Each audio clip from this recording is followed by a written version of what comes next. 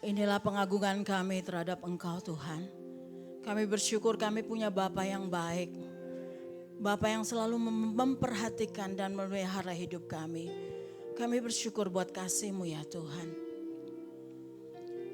Seperti pujian berkata, dengan apakah akan kubalas kebaikan-Mu Tuhan, kasih setia-Mu Tuhan. Selain kami datang memuji dan menyembah Engkau. Ini hidup kami. Kami serahkan hidup kami ke dalam tangan-Mu. Berdaulat sepenuhnya atas hidup kami. Roh Kudus, Engkau sudah hadir di sini. Tuhan, hamba akan menyampaikan isi hati-Mu. Tuhan tolong hamba-Mu. Hamba tidak dapat melaksanakan apapun tanpa Engkau Tuhan. Urapi hamba-Mu, pimpin setiap perkataan hamba-Mu, berikan hamba roh hikmat, pewahyuan, makrifat, pengetahuan daripada Tuhan. Sehingga apa yang hamba sampaikan berasal daripada-Mu. Roh Kudus bekerja di tengah-tengah kami. Ketika Roh-Mu ada, ketika firman Tuhan diberitakan, yang sakit disembuhkan, yang beban berat diberikan kelegaan, yang menderita diberikan penghiburan. Karena di mana ada Roh Allah, di mana ada firman Allah, kami percaya di sini ada kemerdekaan. Dalam nama Tuhan Yesus, kamu merdeka di dalam Engkau. Terima kasih Tuhan, kami sambut firman-Mu dengan ucapan syukur dalam nama Tuhan Yesus Kristus. Haleluya. Amin. Puji Tuhan, silakan duduk Bapak Ibu terkasih. Shalom. Kurang keras. Ini kan tahun baru, jangan lemes. Amin. Shalom. Haleluya. Pak Ferry mana aminnya? Pak Ferry biasa paling semangat. Amin. Iya kan, dahsyat harus begitu. Tahun yang baru harus semangat yang baru. Amin. Puji Tuhan. Kita mau dengarkan kebenaran firman Tuhan. Saya diberikan tema yang sama seperti yang Pak Stephen sampaikan tadi pagi. Ya, puji Tuhan. Silakan PowerPoint-nya. Ya, mengembangkan kebiasaan yang baik. Amin. Tadi kita sudah memuji Tuhan loh. Tak terbatas kuasa-Mu. Katanya, Kau yang kuandalkan. Fokus kita kepada kebaikan Tuhan. Betul? Tapi tema ini bicara tentang bagaimana kita membalas kebaikan Tuhan. Amin. Jangan cuma terima yang baik aja dari Tuhan. Tapi kita tidak mau melakukan apa yang menyenangkan hati Tuhan. Betul? Mengembangkan kebiasaan yang baik ini merupakan cara kita. Ya, untuk apa? Melakukan setiap apa yang Tuhan kehendaki. Karena firman Allah berkata apa? Jika kamu mengasihi aku, turuti segala perintahku. Jadi ketika kita berkata Tuhan, tahun baru ini saya akan membuat resolusi yang baru dalam kehidupan saya. Berarti saya untuk Tuhan. Amin. Persembahan saya untuk Tuhan. Kita kan baru Natalan nih. Ya. Semua kemarin saya baru Natalan Perwil ya. Itu bagus banget, mereka syuting itu film tentang kelahiran Yesus. Ternyata saudara kemarin kita punya kandang ya. Kita berpikir bahwa Yesus itu lahir seperti kandang kambing atau domba di Indonesia. Itu menyesuaikan dengan budaya Indonesia. Karena yang aslinya kayaknya kita ya hamba Tuhan mesti ke Israel ya. Coba hamba Tuhan bilang amin. Amin. Kenapa? Ternyata saya dapat pengetahuan baru dari gembala saya yang lama. Dikatakan begini ketika saya ikut Natalan di sana. Dia berkata dia sudah beberapa kali ke Israel. Dia bilang di Israel itu ada 2 gua. Gembala itu punya 2 gua saudara. Ya, jadi satu buat mereka tidur, satu buat itu domba. Jadi bedanya apa? Yang buat mereka tidur itu pasti atapnya katanya karena dia sudah di sana ya, aku sudah ke sana jadi saya percaya. Dia bilang atapnya itu gelap. Kenapa? Karena penuh dengan lampu-lampu. Jadi kan kita dulu pernah punya Petromax atau pernah punya lampu apa tuh? Yang ada corongnya, saya ingat banget saya masih kecil yang ada kacanya. Nah itu ya lampu tempel itu ya, itu kan hitam kalau ke atas. Jadi katanya itu di guanya itu hitam ke atas, itu yang buat mereka tidur. Ternyata waktu Maria datang itu mereka gak kasih di situ loh saudara. yang buat mereka tidur. Tapi mereka kasih di gua yang terang. Kenapa? Karena gak ada lampu. Itu domba tinggal di situ. Jadi yang atapnya itu terang, bukan atapnya gelap. Jadi atapnya terang tapi domba isinya. Ya. Kemarin saya lihat syutingannya juga, ternyata betul. Yang kemarin waktu saya disampaikan firman Tuhan itu, dan saya lihat kemarin ada syutingan dia di Perwil itu dibikin syutingan film, cuplikan film, itu benar mereka masuk di gua. Ya, jadi gua. Nah, seperti itu dikatakan bahwa di situ diilustrasikan bahwa Yusuf menata jerami supaya Yesus lahir. Jadi kandang kemarin itu masih bagus, Saudara. Ternyata Yesus itu lebih dari itu, Saudara, ya lahirannya. Tapi itu tadi ya, bagaimana Tuhan begitu berkorban dalam hidup kita. Dan sekarang Tuhan minta apa yang harus kita lakukan buat Tuhan menjadi persembahan kita. Betul? Ya, Saudara, kita baca di Kisah Rasul 2 ayat 41 sampai 47.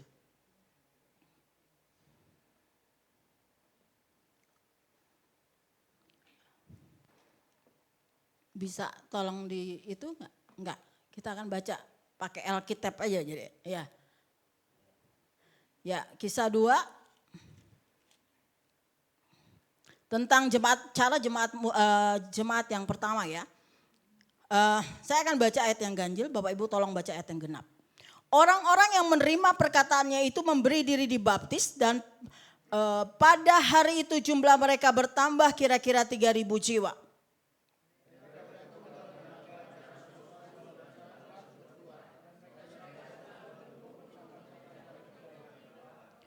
Maka ketakutanlah mereka semua sedang rasul-rasul itu mengadakan banyak mujizat dan tanda.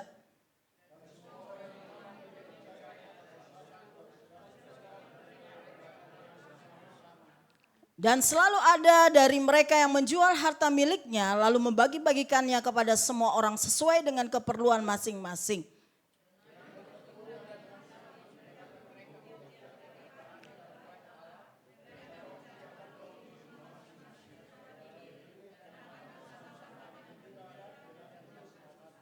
Sambil memuji Allah dan mereka disukai semua orang dan tiap-tiap hari Tuhan menambahkan jumlah mereka dengan orang yang diselamatkan. Amin. Jadi kita mau belajar bagaimana kita semakin hari semakin baik. Amin. Ya Saudara, karena kita mengenal Allah kita adalah Allah yang baik. Terus lanjut. Ya. Arti dari kebiasaan yang baik adalah perilaku positif yang dilakukan secara konsisten dan berulang-ulang. Yang dapat meningkatkan kesehatan secara fisik, emosional, psikologis. Kebiasaan baik dapat membantu mencapai tujuan dengan lebih efektif dan efisien. Amin. Jadi kita semua ini tadi ya dicerita tentang Kisah Rasul. Di dalam Kisah Rasul itu dimulai dari 120 orang yang berkumpul. Mereka memuji meninggikan Tuhan. Mereka berdoa sampai mereka dipenuhi Roh Kudus. Maka terjadilah mujizat dan kuasa Allah dalam hidup mereka yang mengubah cara hidup mereka. Amin. Sehingga mereka sungguh-sungguh menjadi orang yang tadinya penakut, menjadi orang yang berani memberitakan firman Tuhan. Itu adalah keubahan hidup.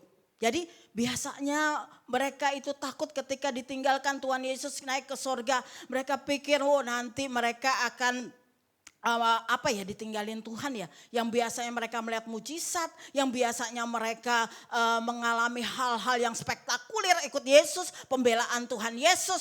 Tapi ketika ditinggalkan mereka cemas, Saudara. Tapi Tuhan Yesus kan sudah berjanji bahwa Dia akan mengirim penolong yang namanya Roh Kudus. Ya, ketika mereka dipenuhi Roh Kudus, cara hidup mereka berubah. Kebiasaan hidup mereka berubah. Tadi kita sudah baca di Kisah Rasul, ya banyak terjadi perubahan. Mereka mungkin yang biasanya tidak pernah memecahkan roti bersama, mereka datang ke rumah-rumah memecahkan roti bersama. Mereka yang tadinya mungkin tidak suka mendengar kebenaran firman Tuhan yang diajarkan oleh para murid, mereka jadi menyukainya. Amin. Saudara pernah punya kasih mula-mula dengan Tuhan? Amin. Orang yang pernah mengalami kasih mula-mula dengan Tuhan tiap hari mau bersekutu dengan Tuhan.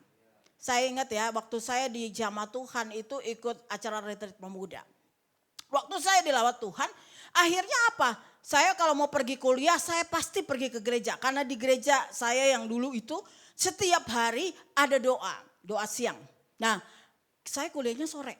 Ya. Nah, waktu saya kuliahnya sore, jadi siang itu saya pergi dulu ke gereja. Menggebu-gebu hati saya. Mau belajar firman Tuhan, mau belajar baca firman Tuhan setiap hari. Itu adalah kasih mula. Jadi kebiasaan yang dulu gak pernah baca firman karena saya dari gereja lama, ya Alkitabnya berdebu, ya kan? Berubah, ya berubah jadi apa? Suka di rumah Tuhan, ya. Yang biasanya pergi sama teman-teman ke diskotik, pergi ke karaokean, berubah jadi sukanya ke gereja. Amin. Saya mau tanya, yang suka masih ke diskotik, jarang-jarang ke gereja?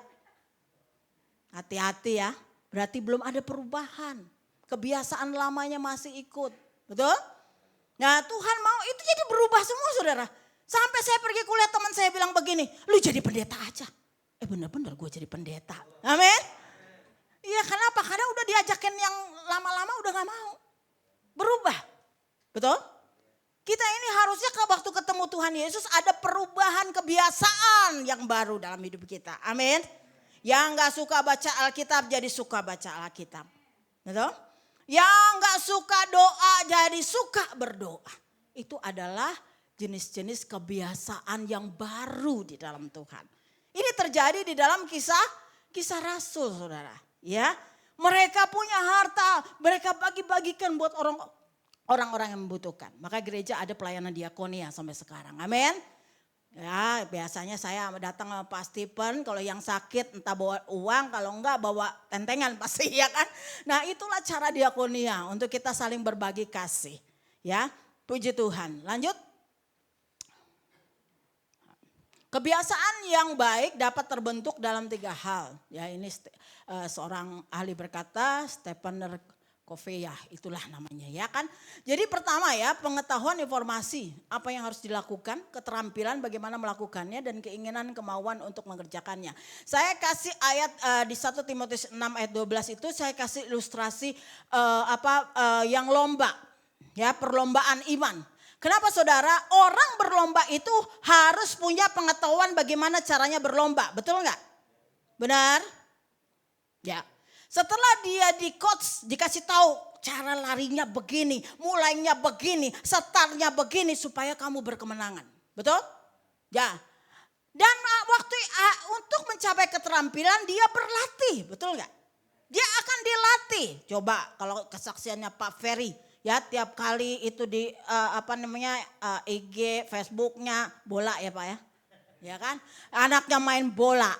Anaknya di coach kan Pak. Bagaimana cara menendang bola, betul? Bagaimana cara ngegolin, itu semua adalah pengetahuan, informasi yang dikasih ke kita supaya kita berubah, betul? Mungkin dari cara tendangannya atau larinya suka-suka, apalagi yang kalau ada larinya begini-begini, kapan menangnya, ya kan? Jadi ketika dilatih, orang akan menjadi orang yang punya kebiasaan baru, betul? Sama seperti orang katanya latihan nyanyi ya. Kita pernah ya di coach sama siapa? Keke. Ya kan bagaimana berlatih cara nyanyi yang benar. Kata Keke, biasanya gue nyanyi suka-suka. Ternyata setelah dia belajar, dia dapat informasi yang benar tentang bagaimana bernyanyi. Saya sering tuh anak-anak saya. Ada tuh kan di di IG atau di apa, bagaimana berlatih bernyanyi ya, ada yang pakai ada yang saya bilang sama anak saya forward ke mereka karena mereka suka nyanyi, betul? Itu adalah informasi. Ketika mereka mendapat informasi, apalagi yang akan mereka lakukan? Ketika mereka melakukannya, punya kemauan untuk melakukan, baru jadi, betul nggak? Benar nggak? Ya si Liodra itu bisa suaranya sampai melengking king itu tanpa latihan, tanpa coach yang memberikan informasi, nggak mungkin dia menjadi begitu, betul? Kan makanya Yesus berkata dia adalah guru, kita muridnya. Tadi Pak Stephen pagi kan nyampein begitu ya, harus jadi sama seperti Yesus. Ya maksudnya kita melakukan apapun sama seperti guru kita Tuhan Yesus. Jadi tadi Jadi kebiasaan itu dapat dibentuk dalam 3 hal. Kita harus punya informasi dulu. Anak-anak makanya dikatakan begini. Peribahasa kan bilang pohon tidak buah jatuh tidak jauh dari pohonnya. Ya kan begitu. Nah, kenapa peribahasa itu selalu orang bilang begitu? Karena orang lihat anak, lihat bapak emaknya. Ya begitu. Kenapa? Karena bapak ibu itu sumber informasi bagi keluarganya. Betul? Betul enggak? Kalau anak kita melakukan kesalahan, kita akan berkata, "Dek, itu salah." Itu informasi namanya, pengetahuan yang dikasih ke anak. Supaya anak kita berubah. Contohnya di sini kalau anak-anak yang malas belajar pasti emaknya akan ngomong gini, "Belajar." Aduh, ya Cigem kalau udah ngomong belajar, ya kan Cigem begitu ya. Ya kan supaya apa? Terjadi kebiasaan yang baru. Dari anak-anak nggak mau belajar jadi suka belajar. Makanya ada segala sistem dipakai. Bagaimana cara anak laki katanya gampang belajar gimana? Kasih dia belajar itu baca kayak belajar apa harus ada gambarnya. Karena laki-laki itu suka benda, suka gambar. Gitu. Jadi itu semua teknik ya yang akan diberikan orang tua untuk anak supaya anaknya mau belajar. Kan ada anak yang mau belajar ditepak, belajar gak? Belajar gak? Padahal harusnya orang tua belajar cari tahu gimana caranya ngajarin anak gitu ya. Supaya apa dengan pengetahuan itu anaknya punya pola asuh yang benar, kebiasaan yang lama berubah menjadi kebiasaan yang baru. Contohnya anak gak suka sikat gigi. Saya dari kecil anak saya masih kecil gak boleh makan permen. Itu sudah jadi ketentuan saya dengan Pak Roy. Makanya anak saya ketika dia besar giginya rata semua dan bagus semua. Ya kenapa? Enggak ada yang reges. Karena kami ngambil keputusan untuk, saya bilang mana anak saya, enggak boleh. Terus bagaimana kamu mau makan coklat? Makan coklat habis itu sikat gigi. Ya mungkin di sini ada dokter bisa ngajarin kita gimana cara kesehatan. Ya kan? Supaya pola-pola, tadi kan saya bilang, tadi kan dikatakan bahwa untuk kesehatan secara psikologis maupun kesehatan diri kita.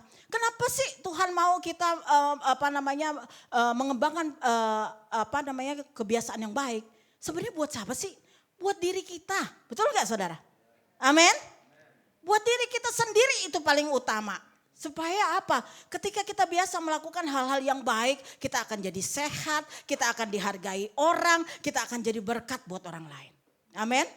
Jadi tadi kita harus punya pengetahuan informasi. Jadi bagaimana cara kita nanti saya sebutin. Bagaimana caranya kita mendapat informasi. Terus kita juga harus melatih diri untuk dalam keterampilan. Melatih diri caranya salah satu apa? Kalau dalam kekristenan melatih diri caranya adalah berpuasa. Betul? Saudara pernah berpuasa? Pernah enggak? Berpuasa itu melatih diri saudara. Menahan hawa nafsu. Nafsu makan yang banyak, ya kan? Kepengen ini, kepengen itu, puasa. Gitu ya. Nah, seperti itu. Dan kemarin ada kesaksian dari Ketua Korwil, bagus sekali kesaksiannya. Ketika dia ada dalam kesulitan, dia disuruh Tuhan berdoa puasa. Dan Tuhan kasih jalan keluar yang luar biasa. Tuhan siapin semua yang dia butuhin. Kenapa? Karena apa yang dia minta itu seturut kehendak Tuhan buat pekerjaan Tuhan. Amin. Ya kita percaya tidak ada perkara yang mustahil buat Tuhan. Duduk datang sama Tuhan. Minta dia akan beri itu janjinya. Lanjut. Oh iya. Sebelumnya oke, yang tadi aja dulu. Saya akan ada satu yang akan saya sampaikan. Sebenarnya ada slide satu yang saya kelupaan. Di bawahnya ini harusnya apa sih kelemahan kita untuk membuat kita supaya kita ini dapat membentuk supaya kita nih penghalang-penghalang kita ya. Karena banyak penghalang-penghalang dalam hidup kita untuk kita dapat menjadi orang yang berubah dari hari ke hari.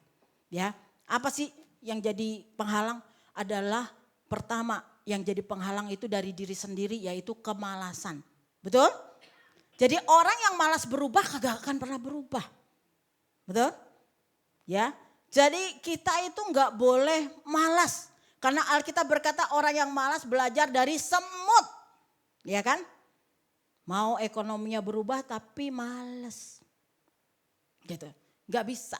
Jadi Tuhan itu mau kita supaya kebiasaan-kebiasaan kita lebih baik. Kita tidak boleh malas, kita harus jadi orang yang rajin.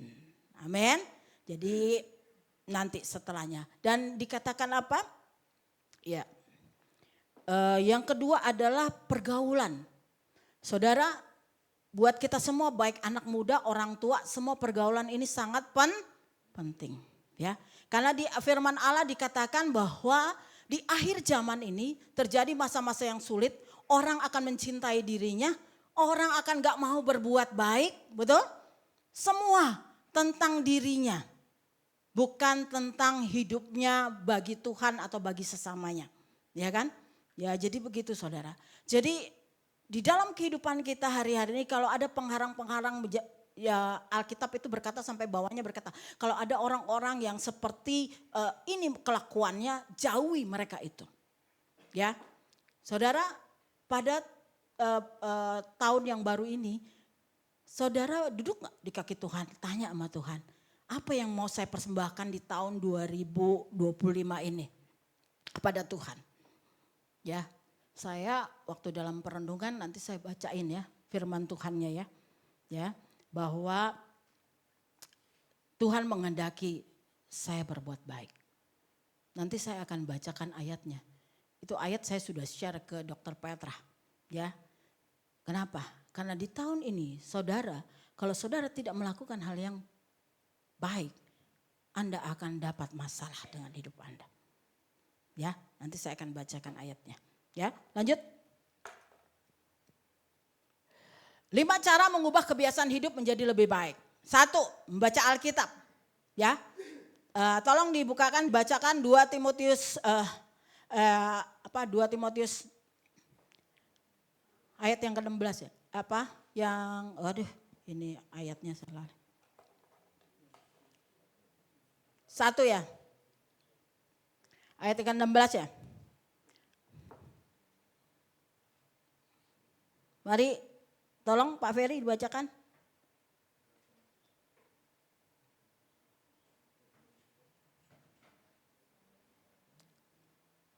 Yang isinya itu loh, apa namanya? Segala tulisan yang diilhamkan Allah, Pak, itu udah dapat ya, Pak? Oh ya, 3 ayat 16, kurang nih kan. Ya maklum Pak, ini yang bikin PowerPoint saya anak masih magang, Kesia. Ya, ayo kita baca deh bersama-sama. Segala tulisan yang diilhamkan Allah memang bermanfaat untuk mengajar, untuk menyatakan kesalahan, untuk memperbaiki kelakuan dan untuk mendidik orang dalam kebenaran. Jadi saudara, firman Tuhan ini sumber informasi supaya Anda dan saya bisa melakukan yang baik dan benar. Amin. Karena yang baik itu belum tentu benar, tapi yang benar pasti baik. Jadi yang benar pasti baik itu dasarnya adalah firman Tuhan. Jadi dia akan mengajar, dia akan menyatakan kamu salah, dia akan menyatakan ayo memperbaiki kelakuanmu dan untuk mendidik orang dalam kebenaran. Ya, jadi saudara setiap hari harus baca firman Tuhan. Itu berhubungan dengan saat teduh saudara dengan Tuhan. Ya, bagaimana saudara melatih diri supaya saudara mendengar suara Tuhan, yaitu saat teduh. Amin. Karena firman Allah itu adalah roh. Ketika dia dihidupkan berbicara dalam hidup kita, Tuhan koreksi hidup kita. Oh iya kemarin gue udah nyeritain orang ya. Lah Roh Kudus langsung bilang, kamu udah nyeritain orang. Oh iya Tuhan ampuni saya. Sehingga kita ngambil komitmen. Kenapa? Orang yang mau mengembangkan kebiasaan yang baik itu harus ngambil keputusan. Amin. Setelah baca firman Tuhan, setelah ditegur oleh Roh Kudus melalui firman Tuhan, kita akan ngambil keputusan. Oh iya Tuhan, mulai tahun ini saya gak mau lagi ceritain orang. Misalnya begitu. Ya, mulai tahun ini saya akan jadi bapak yang baik. Mulai tahun ini saya akan jadi istri yang baik. Mulai tahun ini saya akan jadi anak yang baik. Itu semua keputusan. Amin. Ya, Tuhan sudah kasih firman-Nya sama kita, tapi Tuhan minta keputusan kita untuk melakukannya. Amin. Betul? Karena ada orang yang mendengar tapi enggak melakukan. Jadi itu orang, katanya Alkitab kalau tidak melakukan adalah orang yang tidak beriman. Betul? Nah, seperti itu. Dua, komunitas rohani. Ini tadi kita baca ya dalam Kisah Rasul. Jadi saudara, penting komunitas rohani. Tadi katanya pastor itu dicontohin, betul enggak? Gereja online, apa online, semua online. Ntar kuburan juga online. Ya kan? Ntar yang nganterin juga pakai online, suruh jemaatnya ngumpul kalau mau. Ya kan? Pakai online di syuting. Ya enggak lah begitu ya. Jadi kita harus berkomunitas. Kenapa berkomunitas? Nanti kan kita mau mulai ya. Tahun ini ya Pak Ferry. Ya, sama seperti jemaat mula-mula. Amin. Kita akan berkomunitas di rumah-rumah. Jadi pendetanya banyak kerjaan. Betul enggak? Daripada saya duduk di sini, mending saya ke rumah jemaat, ayo bikin ibadah. Amin. Betul? Karena dulu saya di tiap komsel itu, kalau di gereja lama tuh di tiap komsel pasti kami ada. Kenapa? Karena kami dituntut untuk mengajar jemaat. Ya, amin. Jadi jemaat di sini siap rumahnya untuk ibadah? Siap kalau diundang untuk ibadah? Siapnya sedikit banget. Siap gak? Kalau minimal rumah Anda tidak mau dibuka, Anda bergabung dengan daerah yang ada. Amin. Amin. Karena Alkitab bilang begitu. Tiap hari mereka memecahkan roti dari rumah ke rumah. Saudara, kalau Anda terbuka akan rumah Anda kepada Tuhan, Alkitab berkata sama seperti rumah Obed Edom. Ketika ada bait suci di situ, tabut perjanjian di situ, dia diberkati oleh Tuhan. Amin. Kenapa rumah tangga Anda diberkati karena Tuhan? Karena apa? Karena Anda menghadirkan Tuhan. Amin. Ya, saya punya persekutuan di Cililitan. Biasanya kami punya pengajaran yang lalu dikatakan misalnya saya mimpin satu persekutuan. Persekutuan yang saya pimpin itu adalah komsel bagian dari gereja ini. Ya, nah jadi makanya waktu mereka minta baptisan saya serahin ke sini. Ya pastor. Ya, kenapa? Karena setiap kali saya mengajar orang mereka jadi bagian dalam gereja ini. Amin. Entah gereja di mana terserah, gue yang ngajar kok. Kan gitu. Ya, nah seperti itu. Jadi saudara, nah itu terjadi dalam Kisah Rasul. Kenapa? Karena ketika Anda berkomunitas dengan orang-orang percaya, otomatis Anda akan dibentuk lewat pengajaran firman Tuhan. Amin. Karena di komsel itu kita akan bicara tentang pertumbuhan iman. Amin. Deeper ya. Sekarang bahannya apa pastor namanya?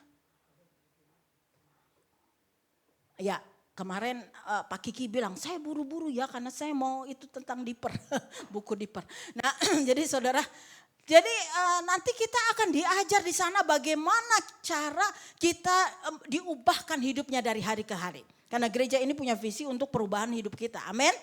Jadi orang yang bagaimana kita dibimbing dari orang yang biasa mabuk-mabuk sehingga kita bertobat sungguh-sungguh. Akhirnya kita di-coach, dilatih supaya hidupnya berubah dari tukang mabuk menjadi tukang pemberita firman. Amin.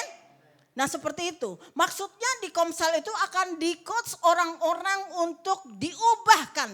Kebiasaan yang lama ditinggalkan, dia mempunyai kebiasaan yang baru. Amin. Tapi itu harus ada kata tadi, mau. Amin. Tidak malas, punya komitmen. Ya, komitmen nih hari ini saya harus ada di mana. Misalnya begitu. Ya, nanti Pak Ferry yang akan, saya nggak tahu lagi nanti tahun ini karena lain ya itunya. Ya saya nggak tahu. Nah terus apa lagi? Berdoa, memuji dan menyembah Tuhan. Itu di dalam Mazmur kalau Anda baca nanti di situ dikatakan Daud itu suka berdoa, memuji, menyembah Tuhan. Bahkan kita belajar dari Daniel. Daniel itu 3 kali sehari dia datang memuji, menyembah Tuhan. Dia berdoa. Itu sudah konsisten. Tiap kali dia datang kepada Tuhan. Ya, jadi saudara minimal apa? Bangun pagi Anda doa, duduk cari Tuhan, bersyukur kepada Tuhan. Amin. Jangan lupa. Karena bukti daripada orang yang mengandalkan Tuhan, dia belum melakukan apapun juga, dia datang kepada Tuhan.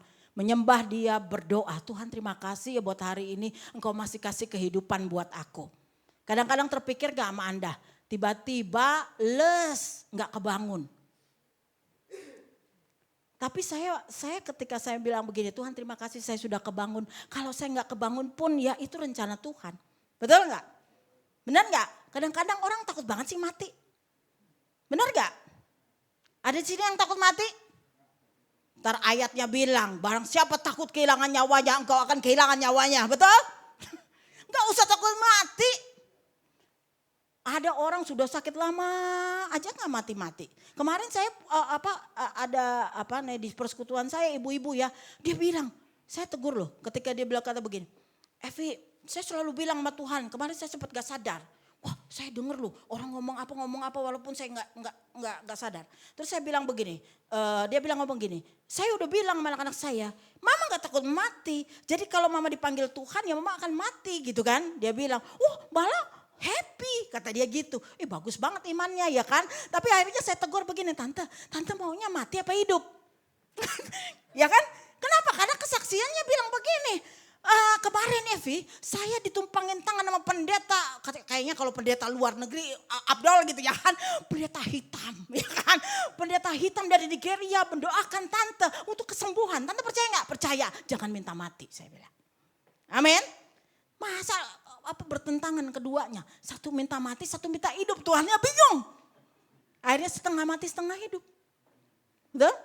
Akhirnya saya tegur, tante maaf. Tante siap ke sorga apa mau sembuh? Mau sembuh? Ya udah imanin, amin. Saya bilang gitu. Sekarang saya berdoa buat tante ya. Iya Vi, ini ada minyak urapan, tumpangin tangan. Tapi tante berdoa bahwa tante mau sembuh. Jangan di tengah-tengah tante, Tuhan juga bingung jawabnya. Betul? Nah akhirnya dia ngomong, iya Devi kalau kayak gitu. Pokoknya saya sekarang gak mau denger lagi ya. Tante bilang saya siap ke sorga. Itu mah kita semua pasti semua siap lah. Gak mesti sakit, betul gak?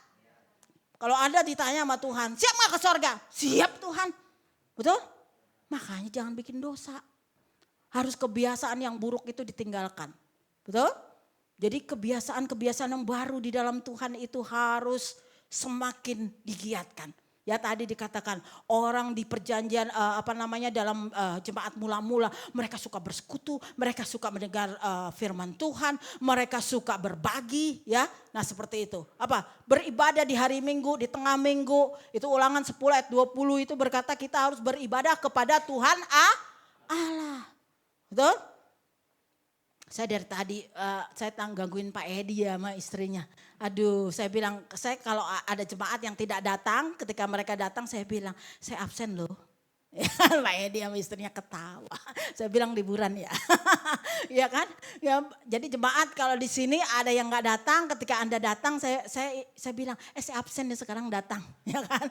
Kenapa saudara? Karena kita harus saling mengingatkan, ibadah itu penting. Jadi ayo bangun kebiasaan-kebiasaan untuk beribadah rajin. Ada di sini tengah minggu orang udah bengak-bengok dari sini ngumumin jemaat besok ada ini, jemaat besok ada itu. Yang datang yang mau saja itu repot ya kan. Nah kita harus belajar ya untuk di tahun ini kita tingkatkan membaca Alkitab. Kita juga tingkatkan komunitas kita lewat Komsel. Kita juga tingkatkan doa pujian penyembahan kita kepada Tuhan. Kita juga harus tingkatkan apalagi pelayanan melayani di komunitas gereja. Belajar hidup disiplin, bertanggung jawab, rendah hati dan mengasihi orang lain. Amin. Ya jadi kita harus juga bertanggung jawab dalam pelayanan, ya. Nah, seperti itu.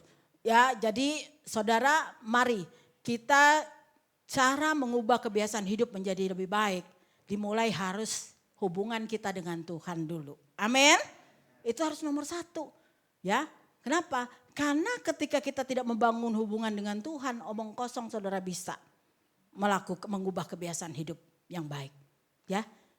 Tapi kalau kita berhubungan dengan Tuhan, Tuhan akan Roh Kudus akan menegur kita ketika kita melakukan hal-hal yang salah, hal-hal yang jahat. Betul? Supaya berubah. Penutup. Iya. Saya tulis tadi penutup jadi kesimpulan nih di sini. Ya. Dalam kekristenan kasih adalah dasar untuk kita dapat mengembangkan kebiasaan yang baik. Kasih kepada Allah, sesama dan diri sendiri. Jadi marilah kita mengembangkan kebiasaan yang baik.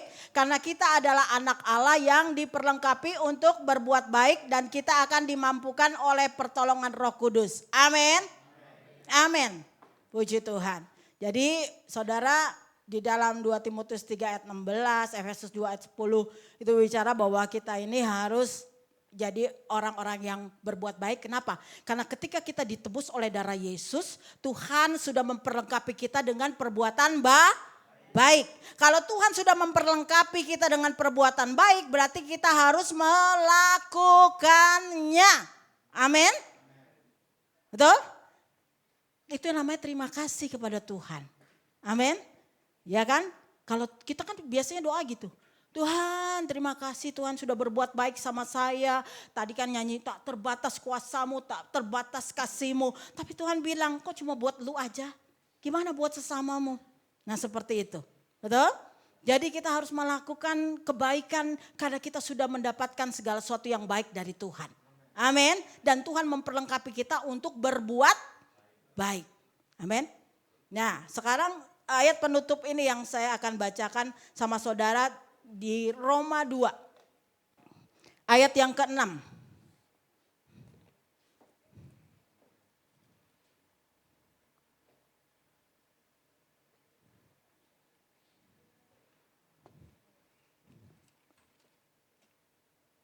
Roma 2 ayat yang ke-6 berkata begini. Ia akan membalas setiap orang menurut perbuatannya, yaitu hidup kekal kepada mereka yang dengan tekun berbuat baik, mencari kemuliaan, kehormatan, dan ketidakbinasaan. Tetapi murka dan geram kepada mereka yang mencari kepentingan diri sendiri, yang tidak taat kepada kebenaran, melainkan taat kepada kelaliman.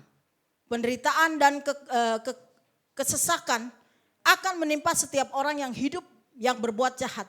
Pertama-tama orang Yahudi dan juga orang Yunani. Jadi saudara, penghakiman itu akan turun atas kita ketika kita tidak melakukan kebaikan.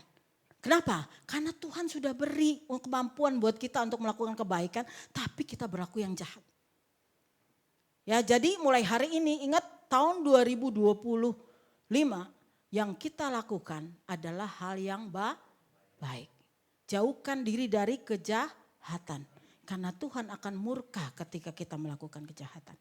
Ya, saudara, salah satunya Tuhan sudah kasih tunjukkan bagaimana di Hollywood sana kebakaran, saudara. Ya, kita harus berdoa karena itu cara teguran Tuhan untuk orang-orang berbalik kepadanya. Amin. Sehingga orang tidak lagi membanggakan diri. Ketika mereka ada bersama-sama di Golden apa mereka bilang begini, oh God itu zero. Oh mereka mengecilkan bahwa Tuhan tuh gak ada. Tuhan tuh nggak ada yang nggak ada yang nge-like kalau kayak kita bilang begitu, ya. Besoknya terjadi itu kebakaran di mana-mana. Saudara, jangan menghina Tuhan. Amin, amin. Siapa sih banyak saudara yang punya tektonik juga menghina Tuhan. Ya kan Tuhan aja tidak bisa menenggelamkan, dia tenggelamkan, habis. Betul? Jadi hari-hari ini biar kita hidup dalam takut akan Tuhan, nggak perlu kesombongan. Kita merendahkan hati, aku bukan siapa-siapa tanpa Tuhan. Kalau aku kaya, kalau aku hebat, kalau aku saat ini dipakai Tuhan, itu karena Tuhan. Ketika kita mengatakan itu, Alkitab berjanji bahwa kemuliaan, kehormatan Tuhan kasih ke kita dengan caranya. Amin. Mari kita bangkit berdiri. Kita akan nyanyi pujian ini. Kita percaya akan janjinya. Ketika kita mau meninggalkan cara hidup kita yang lama, kita makin hari makin mau jadi seperti Kristus, melakukan hal-hal yang menyukakan hati Tuhan. Itu dasarnya adalah kasih kepada Tuhan. Mari kita akan